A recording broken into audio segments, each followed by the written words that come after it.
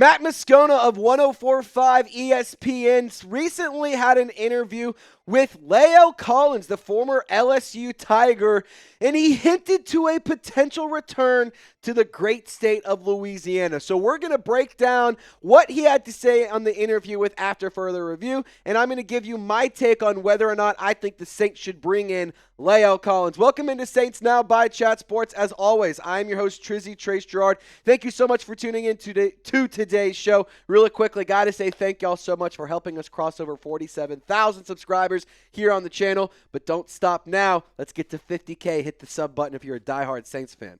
Let's talk about Lael Collins potentially returning to Louisiana. Ross Jackson put out a really informative blog, basically kind of laying out this entire situation. He said that Lael Collins is healthy and ready for a return to the National Football League. In 2024, he was actually on the Bills practice squad. He didn't play in 2023. He actually hasn't logged any snaps since the 2022 season. He's 31 years old, signed with the Dallas Cowboys as an undrafted free agent in 2015, and then he went over to the Cincinnati Bengals and played a little bit over there, but then after that, it's kind of just not had a lot going on. He's been injured and yada, yada, yada. So in terms of the injuries, that's like the first thing we got to make sure checks out. On After Further Review, Lael Collins said, quote, "I'm 100%. I can finally say that, and I'm feeling really good." Now, in terms of whether or not I would bring in Lael Collins, I do think it's important to take a look at what the offensive line currently is built out, or how it's currently built out. Trevor Penning being the left guard, Cesar Ruiz at the right guard position. Kelvin Banks was drafted to be the starting left tackle. Talese Fuaga moves back to the right side.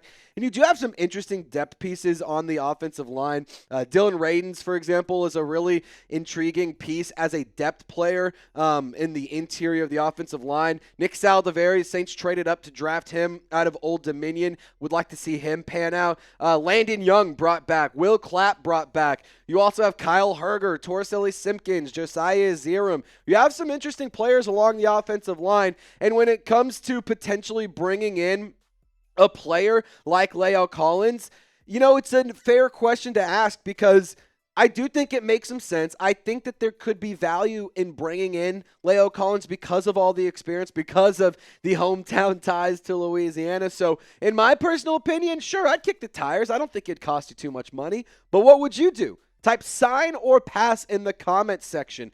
Would you pass on Lael Collins? Would you sign him? And if you want to go above and beyond, let me know how much you would pay this type of player.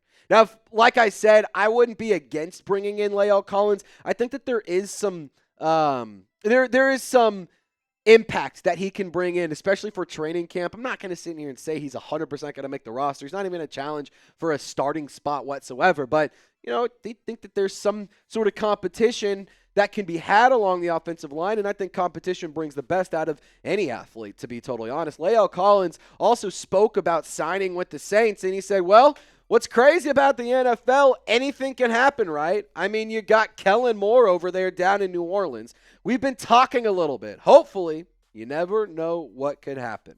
And in case you guys didn't know, Kellen Moore and Lael Collins do actually have an extensive history. Kellen Moore overlapped with Lael Collins from 2015 to 2021 with the Dallas Cowboys. Collins was actually protecting Kellen Moore as a quarterback when they were getting second-team reps early in both of their careers, and then Kellen Moore obviously went on to be an offensive coach, the quarterback's coach, then an OC, and he then coached Lael Collins, which is pretty interesting if you ask me. And so there's clearly ties, there's clearly a relationship there, and obviously I'm not going to sit here and say the Saints are 100% going to go and sign him, but I do think that it's pretty cool. And Lael Collins even has some pretty high remarks for our new head coach in Kellen Moore, saying he's going to be a great coach in the NFL for a long time. Obviously, I had to tell him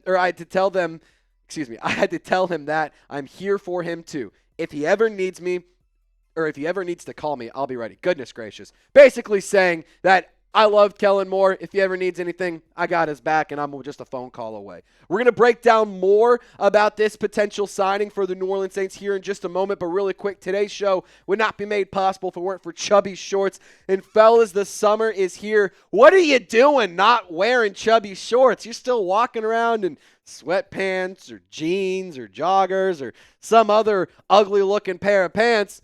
Chubby Shorts is here to not only make you look good, but feel even better. Whether you're poolside, lakeside, or you got a little honey on your side, Chubby's is here to make you look absolutely spectacular. They're here to make every single day feel like a vacation. The Chubby Shorts and their swim trunks are ready to travel. Life's too short for uncomfortable swim trunks, so these babies are set up for all-day comfort with the quick, dry stretch fabric and built-in liner that actually does its job. No more chafing, no more swap baths, no more mesh disasters. Chubby's is the place to go for any of your summer wardrobe needs. And when the sun goes down or you're heading from the beach to dinner, swap into a pair of everywhere shorts. They fit right, they feel great, and they go with everything. And after wearing them once, you'll find yourself wondering why you even own other shorts. The vibrant patterns, the comfortable clothes, the absolutely great products that Chubby's has are 100% perfect for your wardrobe. So for a limited time, Chubby's is giving listeners to Saints Now by Chat Sports 20% off your order with our code CHAT. That's code CHAT at chubbyshorts.com. Support the show and let them know we sent you. Summer's here. Dress like it in Chubby's. Click the link in the comments or description of this video to get started today.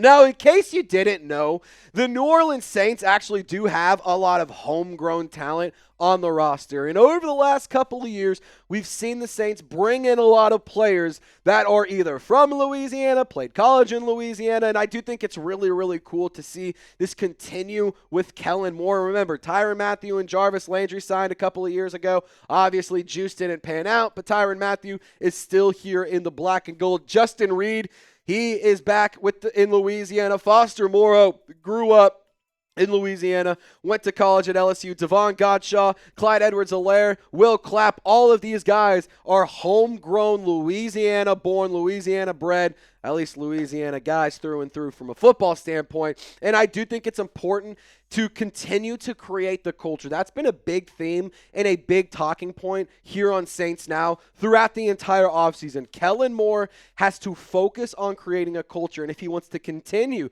to build a culture that honors and respects the hometown of New Orleans and the home state of Louisiana, but also is trying to build something for the future, I think that that's a nice recipe. And honestly, Kellen Moore, in my opinion, has been doing the right things to create his culture. It can't be something that we used to have when Sean Payton and Drew Brees around. It needs to be something that he creates, he crafts from the ground up, because this is his football team now moving forward.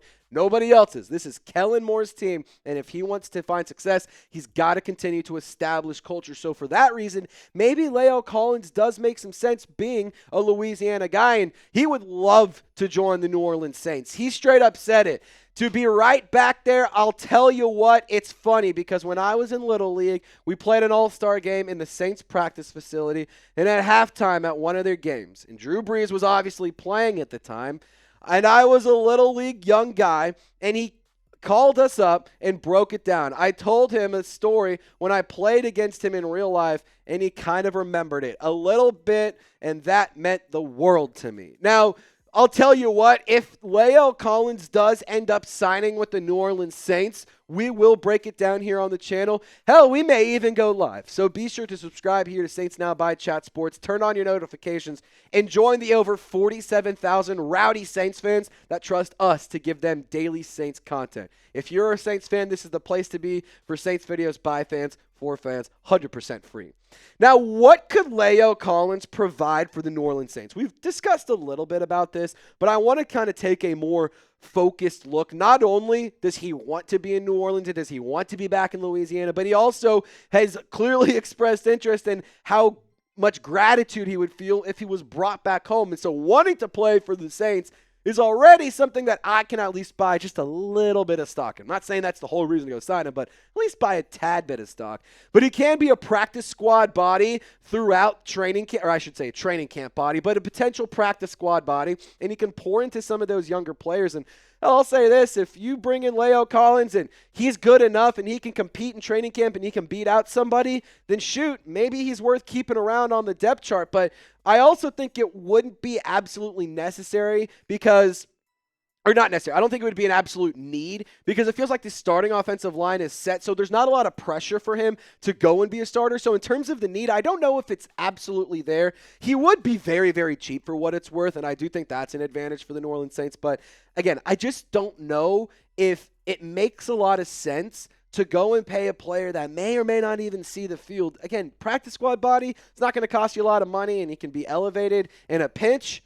Maybe. I mean, the Saints did this with Trey Turner a couple years ago, and he got hurt in the very first practice of the summer that he was on the team. So potentially this could happen and actually could be a much better situation and hopefully work out better. But let's look at the PFF grades for Lael Collins. Reminder, in 2024, he was on the Buffalo Bills practice squad, did not log any snaps in 2023, but in 2022, he had a really good run blocking grade. He's always been pretty solid against the run. In 2021 and 2019, he had really, really good run blocking grades, the best of his overall PFF grades. But obviously, injuries have been a big factor for this man's career. In terms of where he could potentially line up, well, over the course of his career, he has almost 900 snaps at the left guard spot, but almost 5,000 at the right tackle position.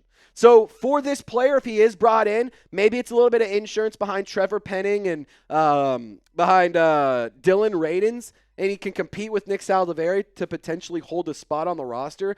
But also he could be a little bit of insurance in case Kelvin Banks goes down or in case Tale Seifuaga goes down or, maybe you can just have him line up as a tackle just in an absolute pinch. All in all, I'll say this. I'm not opposed to signing Lael Collins. By no means am I going to say go pay this guy a multi-year contract. Go give him a super cheap vet minimum deal. He can compete for a roster spot. I'm not going to shut that down. I think that wouldn't be the worst idea in the whole wide world. But I also am going to sit here and say this. Do I think signing Lael Collins will move the needle for me? Not necessarily, but I don't think it's a move that would really hurt the New Orleans Saints all in all. You have $23 million of cap space to spend. $1.13 million to Lael Collins? Feels like it's not the end of the world. Now, how confident are you in the offensive line for the New Orleans Saints? Scale it for me 1 to 100. 1 meaning not confident at all. 100 meaning you think that this could be a very, very dangerously good unit. I'm actually leaning closer to the high 80s and maybe even in the low 90s area. If this offensive line can pan out, I truly do believe it can be one of the best squads in the National Football League, especially if Trevor Penning can live up to being the first-round pick and fulfill the role of being the starting left guard. Who Dat Nation, thank you guys so much for rocking and rolling with us in today's video.